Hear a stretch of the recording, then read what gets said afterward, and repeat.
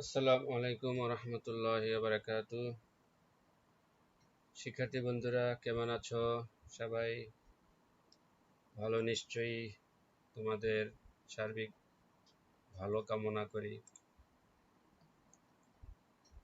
আজ আমরা তোমাদের ইসলাম শিক্ষা বই থেকে রাসূল কারীম সাল্লাল্লাহু আলাইহি ওয়াসাল্লাম হিজরতের অংশ থেকে কিছু আলোচনা করব। তোমরা তোমাদের বইয়ের 29 নম্বর পৃষ্ঠা বের করো। আমরা একটি ছবি দেখতে পাচ্ছি। এই ছবিটা হচ্ছে একটা গুহার ছবি। এটার নাম হচ্ছে গারে সৌর। সৌর পর্বতের একটি গুহা। হিজরতের সময় রাসূল কারীম সাল্লাল্লাহু আলাইহি ওয়াসাল্লাম এই গুহায় আশ্রয় নিয়েছিলেন। এই জন্য এই গুহাটি ইসলামের ইতিহাসে অতি গুরুত্বপূর্ণ। হাজীগণ যখন হজে যান তখন এই গুহার ভিতরে গুহা দেখতে যান। তো চলো শুরু করা যাক। তোমরা তোমাদের ইসলাম শিক্ষা বইয়ের 29 নম্বর পৃষ্ঠায় তারা উভয়ই গুহায় এই শিরোনামের লেখাটা পড়ো।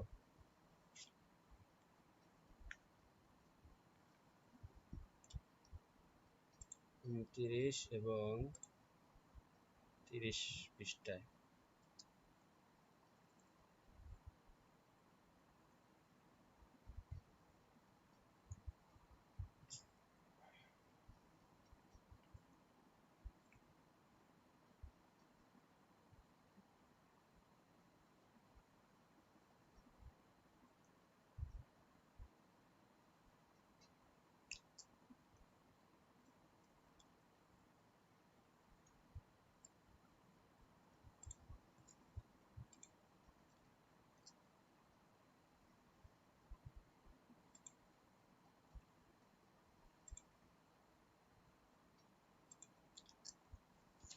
তো এই অংশ থেকে আমরা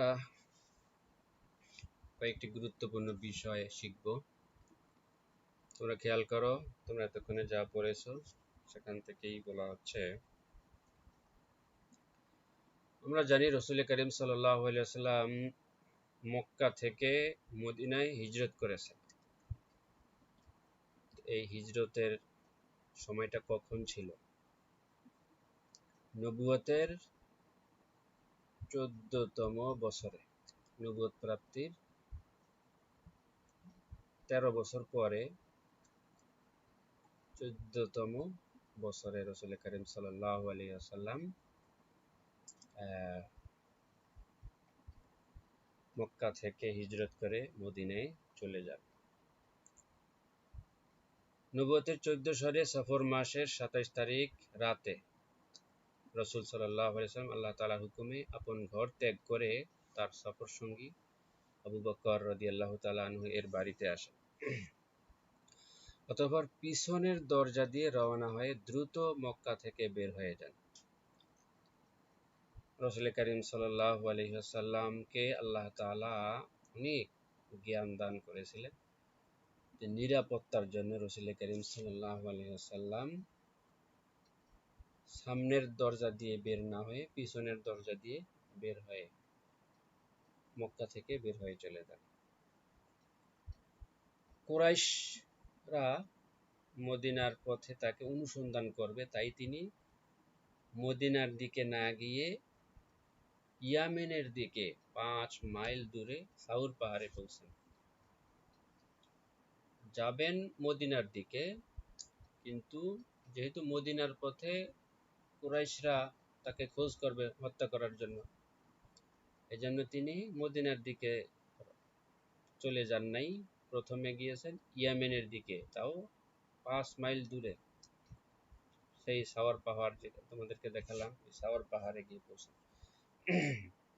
যখন গর্তের কাছে পৌঁছেন, আবু বকর রাদিয়াল্লাহু তাআলা প্রথমে প্রবেশ করে তার পায়জামা ছিঁড়ে ছিদ্র বন্ধ করে দেন। আবু বকর রাদিয়াল্লাহু তাআলা প্রবেশ করে সেখানে সেটাকে পরিষ্কার করলেন এবং সেখানে কিছু গর্ত ছিদ্র ছিল, সেগুলাকে পায়জামা ছিঁড়ে বন্ধ করে দেন। দুটো ছিদ্র অবশিষ্ট থাকে, যেটাকে পা দ্বারা বন্ধ করে দেন। অতঃপর রাসূল সাল্লাল্লাহু আলাইহি ওয়াসাল্লাম প্রবেশ করে তার কোলে মাথা রেখে ঘুমিয়ে পড়েন। তারা উভয়ই 3 রাত, জুমা, শনি ও রবি, 3 রাত গর্তে অবস্থান করলেন। আবু বকর রাদিয়াল্লাহু আনহু-এর ছেলে আব্দুল্লাহ মক্কার সারাদিনের খবর পৌঁছাতেন। আবু বকর রাদিয়াল্লাহু আনহু-এর ছেলে আব্দুল্লাহ মক্কায় সারাদিন কি হচ্ছে না হচ্ছে, কে কি বলছে, কে কি বলাবলি করছে, এই খবর আহ, ওই পাহাড়ে গাড়ে সৌরে গিয়ে পৌঁছাতেন। আবু বকর রাদিয়াল্লাহু আনহু-এর মুক্ত গোলাম ফুহাইরা ফুহাইরা ছাগল চড়াতো, গুহার আশেপাশে ছাগল চড়াতো এবং গর্তের কাছে বিশ্রাম নিত ও তাদেরকে দুধ পান করাতো এই 3 দিন ধরে। কুরাইশরা যখন রাসূল সাল্লাল্লাহু আলাইহি ওয়াসাল্লামকে খুঁজে পেল না, তখন ঘোষণা করল যে তাদেরকে জীবিত বা মৃত ফিরিয়ে আনতে পারবে তাদের প্রত্যেককে 1000 উটনী পরিমাণ বিশাল পুরস্কার দেওয়া। 3 দিন পর রাসূল সাল্লাল্লাহু আলাইহি ওয়াসাল্লাম সেখান থেকে বের হয়ে নিরাপদে মদিনায় পৌঁছলেন। হচ্ছে হিজরতের সংক্ষিপ্ত বর্ণনা, সংক্ষিপ্ত বিবরণ। মাঝখানে হিজরতের আরো অনেক ঘটনা আছে, সেগুলো আমরা এখানে বর্ণনা করলাম না, সেগুলো আমরা পরে জানব। এখন আমরা রাসূল সাল্লাল্লাহু আলাইহি ওয়াসাল্লামকে ভালোবাসি, কিন্তু ভালোবাসাটা কেমন হওয়া উচিত? আমাদের ভালোবাসা এবং হযরত আবু বকর রাদিয়াল্লাহু তাআলা এর ভালোবাসার মধ্যে কত পার্থক্য আমরা এখন বুঝার চেষ্টা করব। রাসূল সাল্লাল্লাহু আলাইহি ওয়াসাল্লামের ভালোবাসা কেমন হওয়া উচিত? হিজরতের রাতে রাসূল সাল্লাল্লাহু আলাইহি ওয়াসাল্লাম যখন আবু বকর রাদিয়াল্লাহু তাআলা কে সাথে নিয়ে সাউর পর্বতে গুহার মুখে পৌঁছেন, হযরত আবু বকর রাদিয়াল্লাহু তাআলা বললেন, আল্লাহর কসম আপনি প্রবেশ করবেন না, আমি আগে প্রবেশ করব। যদি সেখানে কোনো বিপদ থাকে আমার কাছে আসবে, আপনার কাছে যেন না আসে। আবু বকর রাদিয়াল্লাহু তাআলা রাসূল সাল্লাল্লাহু আলাইহি ওয়াসাল্লামকে নিরাপদ রাখার জন্য গর্তে আগে প্রবেশ করলেন, যাতে তার বিপদ আপদ হয় রাসূল সাল্লাল্লাহু আলাইহি ওয়াসাল্লাম নিরাপদ থাকে। কেমন ভালোবাসা! অতঃপর তিনি প্রবেশ করে গর্তটি পরিষ্কার করলেন। সেখানে একটা ছিদ্র পেয়ে তার পায়জামা ছিঁড়ে ছিদ্র বন্ধ করে দেন। দুটো ছিদ্র অবশিষ্ট থাকে, যেটাকে পা দ্বারা বন্ধ করে দেন। তাহলে মোট ছিদ্র ছিল 3টা। একটা বন্ধ করছে পায়জামা ছিঁড়ে কাপড়ের টুকরা দিয়ে, আর 2টা কি দিয়ে বন্ধ করবে? এই 2টার মধ্যে 2 পাও দিয়ে বন্ধ করে দিয়েছে। অতঃপর রাসূল সাল্লাল্লাহু আলাইহি ওয়াসাল্লামকে প্রবেশ করতে বললেন। রাসূল সাল্লাল্লাহু আলাইহি ওয়াসাল্লাম প্রবেশ করে তার কোলে আবু বকর রাদিয়াল্লাহু তাআলা কোলে মাথা রেখে ঘুমিয়ে পড়েন। সারা রাত্রি তো ঘুমাননি। এমন সময় ছিদ্র থেকে হযরত আবু বকর রাদিয়াল্লাহু তাআলার পায়ে দংশন করা হয়। ছিদ্র থেকে কিসে দংশন করেছে? সাপ। কিন্তু রাসূল সাল্লাল্লাহু আলাইহি ওয়াসাল্লাম জেগে উঠার ভয়ে নড়াচড়া করলেন না। সাপে কামড় দিছে, এরপরেও কোনো নড়াচড়া করলেন না। আহা, কি ভালোবাসা! রাসূল সাল্লাল্লাহু আলাইহি ওয়াসাল্লামের প্রতি কেমন ভালোবাসা ছিল! অতঃপর রাসূল সাল্লাল্লাহু আলাইহি ওয়াসাল্লাম এর চেহারায় তার চোখের পানি পতিত হয়। পা তো নাড়লেন না, নড়াচড়া করলেন না, কিন্তু সাপের কামড়ের, সাপের বিষের ব্যথায় চোখ থেকে পানি বের হয়ে গড়িয়ে তা রাসূল সাল্লাল্লাহু আলাইহি ওয়াসাল্লামের চেহারার উপরে পড়ল। তখন হযরত রাসূল সাল্লাল্লাহু আলাইহি ওয়াসাল্লাম বলেন, হে আবু বকর, কি হয়েছে তোমার? তিনি বললেন, আমি সাপ দ্বারা দংশিত হয়েছি। অতঃপর রাসূল সাল্লাল্লাহু আলাইহি ওয়াসাল্লাম সেখানে থুথু লাগিয়ে দিলেন। ফলে যে সমস্যা তিনি অনুভব করেছিলেন তা চলে গেল। এতক্ষণ ধরে যে সাপের বিষের যে ব্যথা ছিল, সেই ব্যথা দূর হয়ে গেল। এই ছিল রাসূল সাল্লাল্লাহু আলাইহি ওয়াসাল্লামের প্রতি হযরত আবু বকর রাদিয়াল্লাহু তাআলা এর ভালোবাসার নমুনা।